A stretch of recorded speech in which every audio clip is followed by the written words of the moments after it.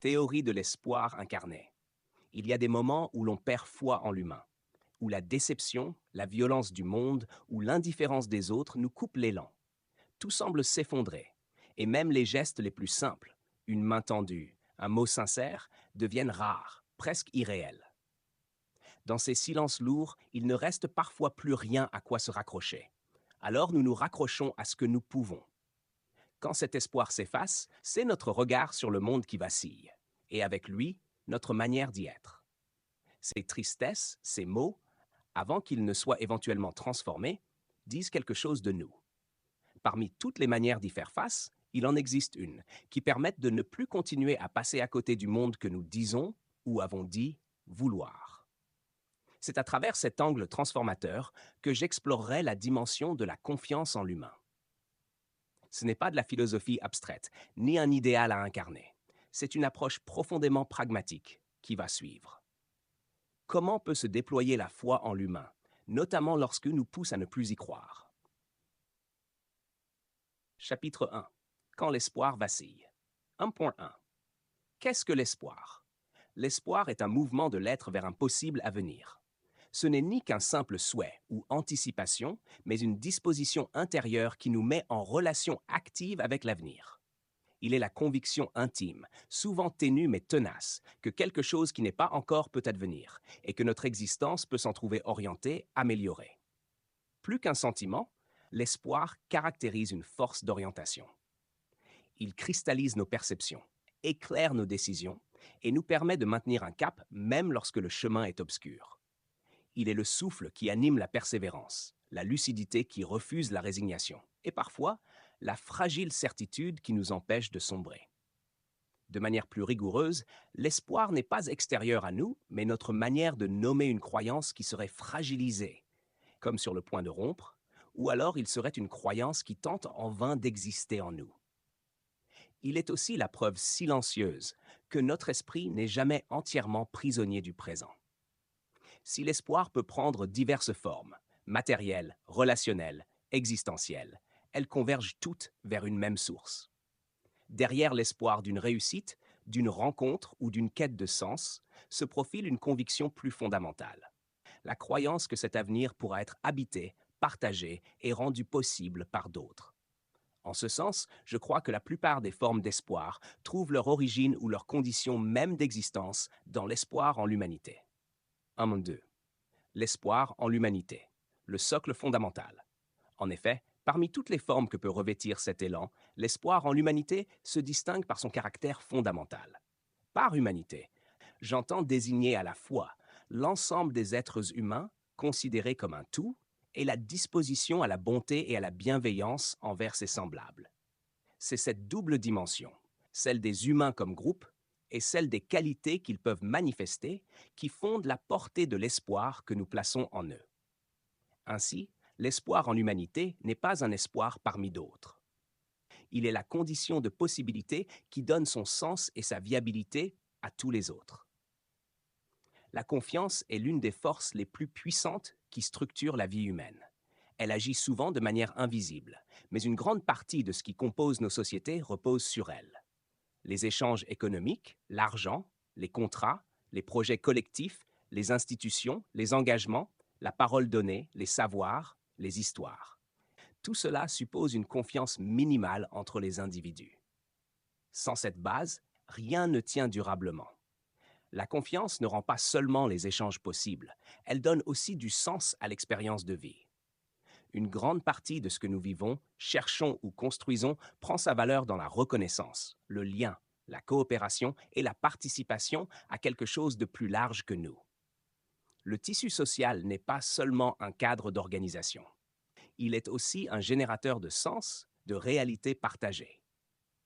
Lorsqu'une confiance minimale existe, les relations humaines prennent une forme particulière. Les désaccords peuvent être discutés sans être interprétés comme des attaques.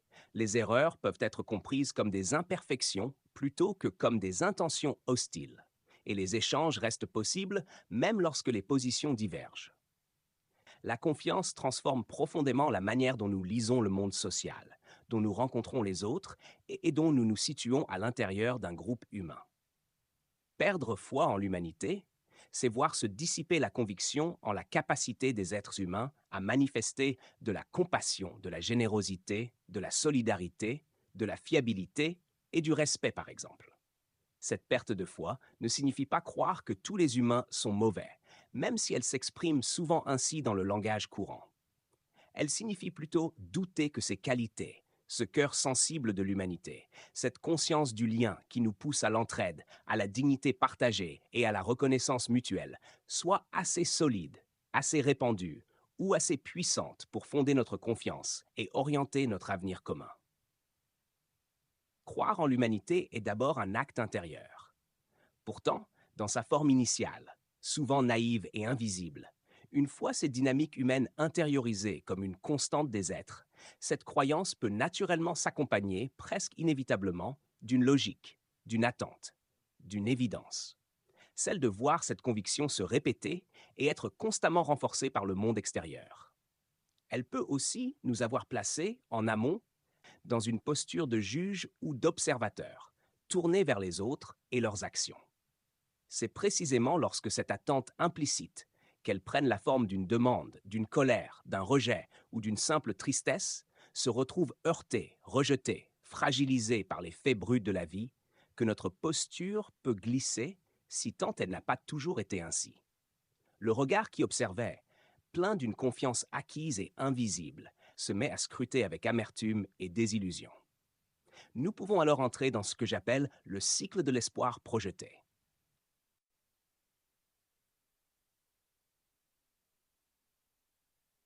Chapitre 2. L'espoir projeté. 2.1. Perdre foi en l'humanité. Lorsque cette confiance disparaît, les rapports changent profondément. Les interactions deviennent plus défensives, les intentions sont interprétées avec suspicion et les échanges se rigidifient. Le bénéfice du doute disparaît, remplacé par l'anticipation du conflit ou de la tromperie. Les comportements de prédation ou de protection peuvent alors se multiplier. Celui qui pense qu'il sera laissé pour compte peut chercher à se servir au détriment des autres. Celui qui se sent exclu peut finir par agir contre le groupe dominant. Celui qui n'a plus confiance en la société, pour lui permettre d'atteindre les objectifs socialement valorisés par les moyens valorisés, peut le vivre comme une violence sourde. Certaines idées ou certaines structures peuvent accentuer la fragilisation du lien de confiance. Le principe méritocratique, par exemple, peut devenir pour certains une violence quotidienne. Un état imparfait peut alors être interprété comme hostile ou malveillant. À l'inverse, lorsqu'une confiance minimale existe encore, les erreurs, les limites ou les décisions contestables peuvent être reconnues sans être immédiatement perçues comme une volonté globale de nuire. La critique reste possible, mais elle ne repose pas sur la certitude que tout serait dirigé contre nous. J'ai toujours vu le monde comme profondément et quotidiennement violent. Une violence qui se manifeste aussi dans les silences, dans les absences de réponse, à travers des indifférences normalisées, des exclusions, des rejets quotidiens, des attentes, des objectifs et des sélections socialement construits. Perdre foi en l'humanité est une expression courante, mais elle recouvre des réalités différentes. Il y a la fragilisation, un état où la confiance est ébranlée, devenue douloureuse et précaire, mais où une lueur persiste. Et il y a ce qui s'en approche sans jamais l'être tout à fait. La perte totale, qui impliquerait un changement si radical qu'il deviendrait intenable. Retirer l'espoir en l'humain, ce n'est pas affaiblir un idéal abstrait, c'est détruire le socle invisible qui rend toute coexistence possible. Sans cette base, les comportements changent immédiatement et radicalement. Sans cette confiance minimale, la vie humaine cesse d'être une coexistence pour devenir une simple cohabitation sous tension. Si je ne crois plus que l'autre puisse vouloir mon bien, je ne m'en approche plus. Je ne vais plus chez autrui, je ne tends plus la main. Chaque interaction devient un terrain où je me protège. La coopération disparaît. On n'échange pas avec quelqu'un dont on est convaincu qu'il va nuire. Sans confiance partagée, plus de projets, plus d'organisation collective. La défense devient la norme. Quand je ne crois plus que tu puisses ne pas me nuire, je me protège comme si l'attaque était certaine. La peur pousse à frapper avant d'être frappé. La transmission s'éteint. Si je ne crois plus que la parole donnée a de la valeur, je ne construis plus rien avec personne. Sans confiance, il ne reste que l'isolement ou la guerre. Pourtant, cette perte totale existe, bien qu'elle soit souvent invisible, non pas parce qu'elle serait rare, mais parce que son intensité même la rend insoutenable sur la durée. Elle ne peut être qu'un état transitoire, un paroxysme de détresse qui, s'il se prolongeait, mènerait inévitablement à la désintégration psychique ou physique. En réalité, les conséquences citées plus haut, nous les connaissons tous à des degrés différents, en fonction de dispositions précises. Elles se présentent le plus souvent sous une forme séquencée ou diffuse, parfois très intense, mais rarement totale. Mais alors, que se passe-t-il lorsque cette confiance fondamentale se fragilise ou lorsqu'elle n'a jamais réellement pris racine? 2.2. La confiance fissurée. Lorsque notre confiance en l'humanité vacille, si tant est qu'elle était là, nous cherchons instinctivement des repères pour nous rassurer d'un côté ou de l'autre. Quand elle vacille, le doute installe d'abord une remise en question systématique de cette croyance face aux événements de la vie, puis une tension intérieure qui pousse à chercher à l'extérieur des signes capables de raviver la vision qu'on tente de préserver. Parfois, on s'accroche excessivement à la moindre preuve de bonté, de fiabilité ou de présence chez l'autre, comme pour ranimer une foi qui peine à tenir seule. Chaque geste positif devient une planche à laquelle on s'agrippe. Chaque attention minime symbolise une tentative de ranimer quelque chose de fragile. Or, dans ces moments de doute, ces signes se font souvent rares. Parfois même, ils semblent disparaître au moment où on en aurait le plus besoin. Mais cette recherche extérieure a un revers. Elle peut nous rendre dépendants de ces confirmations, comme si notre équilibre intérieur ne tenait plus qu'à elle. Nous passons alors beaucoup de temps à relever, espérer, attendre. Et alors, c'est l'inverse qui se produit. Quand nous ne sommes pas occupés à chercher les preuves qui nourriraient encore l'espoir, nous nous mettons à remarquer surtout ce qu'il contredit. Le regard devient plus sévère, plus amer. Un mot injuste, une indifférence, un rejet. Et tout semble venir conforter le doute initial et ainsi alimenter la croyance plus sécurisante que l'humain est définitivement mauvais. Dans la fragilisation, on cherche autant à se convaincre qu'à vérifier. Et ces vérifications tournent souvent au désenchantement. Pour d'autres encore, lorsque la confiance en l'humanité n'a jamais vraiment existé, il ne s'agit pas d'un doute passager, mais d'une absence invisible car normée. C'est inclus dans une manière d'être au monde, installée de longue date, qui structure le rapport aux autres au quotidien.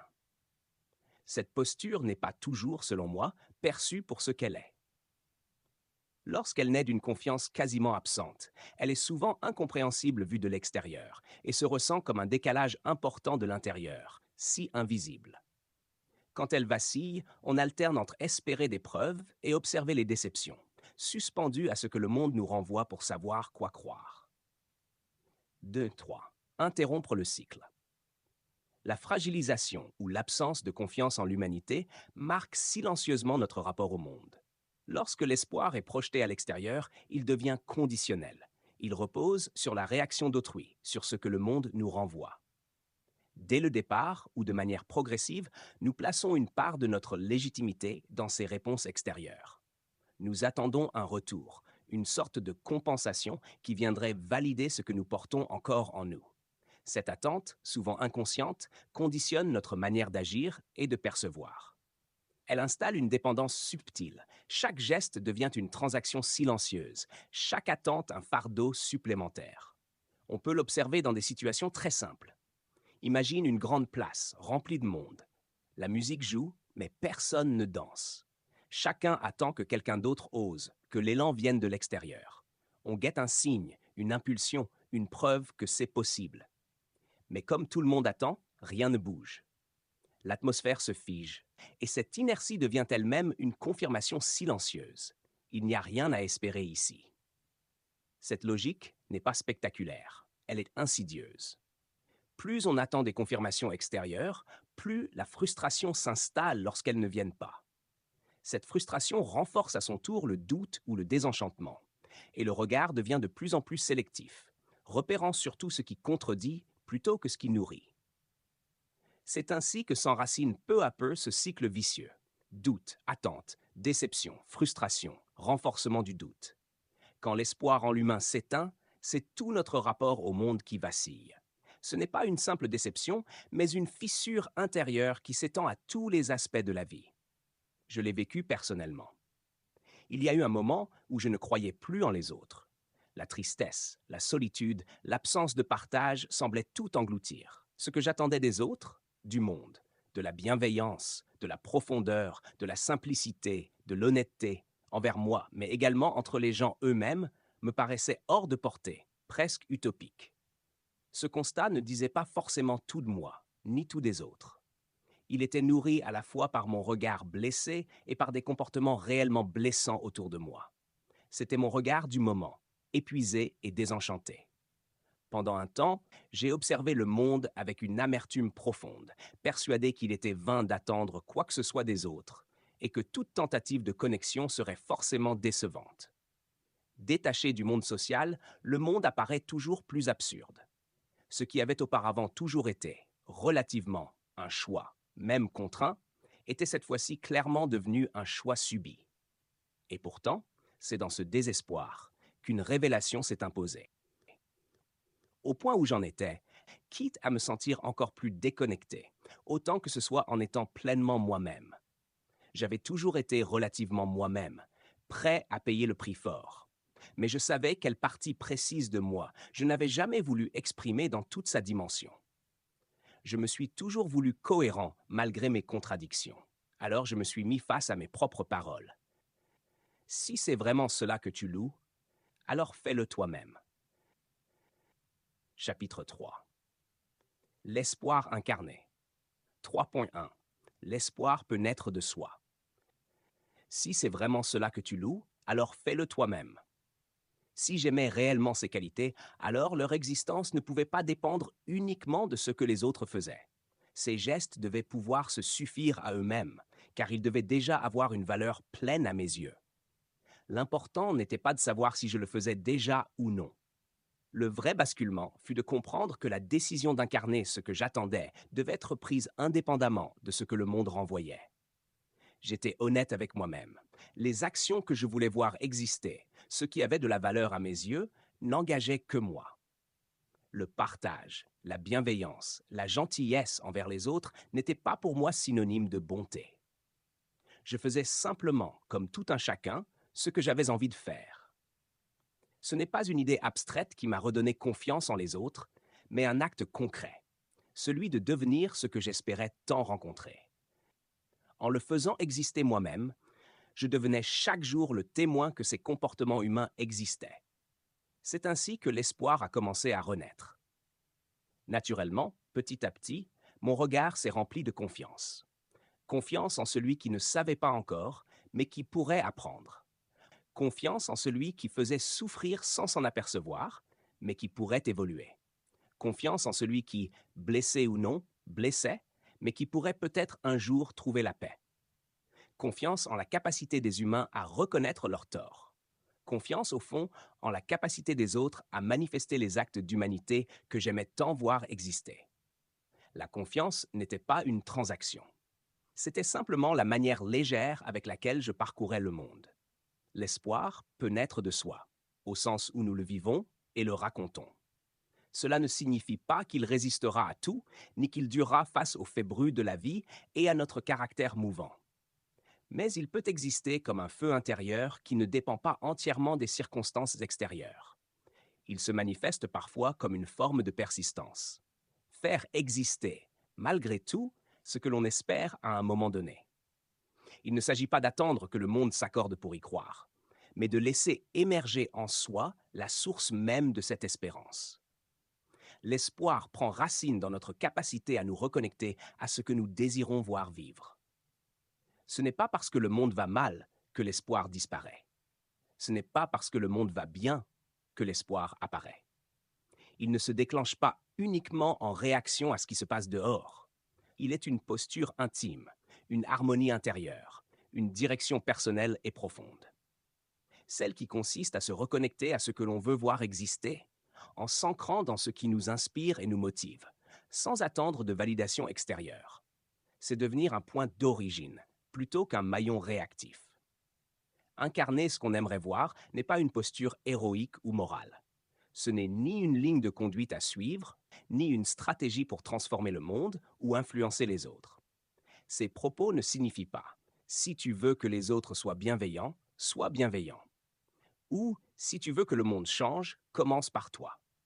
Ces formules, souvent entendues, entretiennent l'idée que notre action serait un moyen d'obtenir un résultat extérieur. Or, ce n'est pas de cela qu'il s'agit.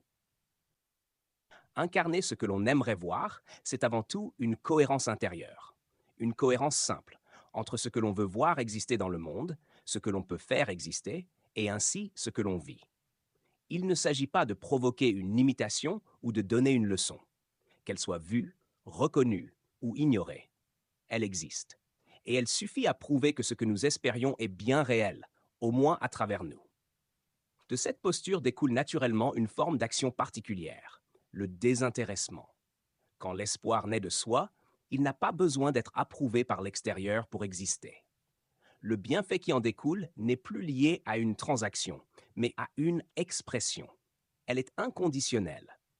Agir ainsi, c'est libérer son énergie des attentes pour la diriger entièrement vers l'acte lui-même. Qu'il soit petit ou grand, chaque geste se suffit à lui-même. Il porte alors en lui une conviction qui dépasse le calcul de ce qui pourrait advenir. Chaque geste est un acte de foi en ce à quoi l'on croit. La haine, la peur ou le désenchantement peuvent se propager rapidement. L'humanité, au sens des qualités humaines, se propage elle aussi, peut-être plus lentement, mais sûrement. Il suffit d'un seul être pour influencer toute une structure, dans un sens comme dans l'autre. Cette foi en l'humanité ne repose plus sur une attente extérieure, mais sur une reconnaissance simple. Je fais partie de l'humanité, donc ce que je peux incarner, d'autres l'incarnent certainement déjà. Ainsi, je renforce ma propre foi en l'humain à travers moi. Ces éléments éclairent une dimension intérieure et sociale vertigineuse. En réalité, cette logique ne vaut pas seulement pour des qualités dites positives. Chaque geste que nous incarnons, que nous posons, devient une preuve silencieuse dans notre univers de ce que les humains peuvent être ou faire. Ce que nous faisons finit toujours, d'une manière ou d'une autre, par nourrir notre propre perception de l'humanité, au moins à travers notre inconscient. Que nous en ayons conscience ou non, chaque acte posé est un message implicite adressé à son propre monde intérieur et à la dynamique sociale qui l'entoure. Si j'incarne certaines qualités humaines en conscience, je renforce ma foi dans leur existence et donc dans leur présence. Si j'incarne des comportements destructeurs, je renforce aussi la croyance que ces comportements appartiennent à l'humain. Mais de manière plus insidieuse qu'une simple appartenance, c'est croire de manière dominante que les autres vont me porter préjudice ou cherchent à me porter préjudice. Cependant, cela ne veut surtout pas dire que les comportements incarnés seraient fruits de volontés nécessairement conscientes ou souveraines. Les comportements prennent racine dans des environnements sociaux, dans des blessures, dans des parcours de vie. C'est pourquoi, lors des moments difficiles, j'ai moins besoin de chercher des signes pour me convaincre que la compréhension d'autrui, la loyauté ou la solidarité existent. J'en suis témoin chaque jour. Par moments difficiles, j'entends ces situations où, objectivement, certains environnements sont réellement dépourvus de certaines qualités.